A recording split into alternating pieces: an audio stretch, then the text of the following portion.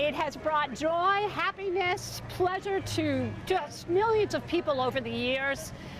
You cannot beat this celebration. 76 years ago, the organizers of the Maine Lobster Festival never dreamed it would become what it has turned into today. The festival originally started to find a way to sell lobster in the summer when they're soft shell, and then it just became a bigger and bigger draw from people all over the world. The festival's director says they now have the world's largest lobster cooker to help them keep up with the demand. We've had a series of lobster cookers over the years. In the 50s, it was done with great big tanks. This one was actually designed by William Atwood to have the highest output and help us cook almost a ton of lobsters in 5 days. The crate race wasn't part of the festival in the beginning. It wasn't added until the late 70s when William and Diane Atwood came up with a plan.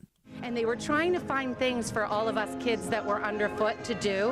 And Diane came up with the idea that she was going to get us running on crates. And over several weeks, she perfected it. We have a secret method of how we string the crates together to make sure that the race isn't too easy and that the majority of runners go swimming pretty quickly. One thing about the race has not changed over the years. The only crate race in the world that still uses the original wooden crates.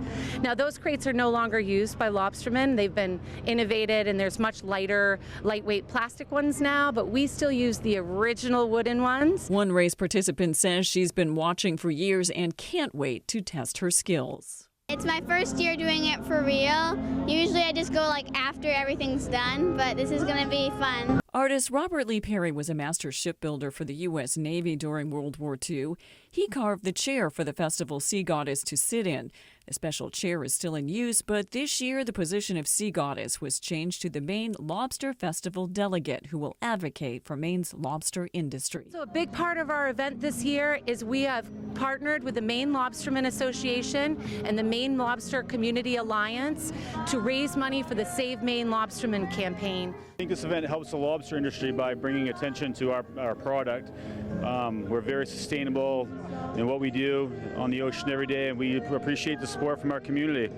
It takes 1,300 volunteers to make sure everything stays on course for the 5 days of feasting and fun. For some, there is a very personal motivation. My family grew up on Matinicus on my mom's side, and I'm a fifth-generation lobsterman. My uncle still lobsters out on Matinicus, and it's just amazing to be out on the water. You might wonder how the people in Rockland feel about thousands of people swarming into the city for the festival. I would not call it stress. I would call it economic development. I would call it people coming in, going into our stores, using all of our resources, and enjoying it.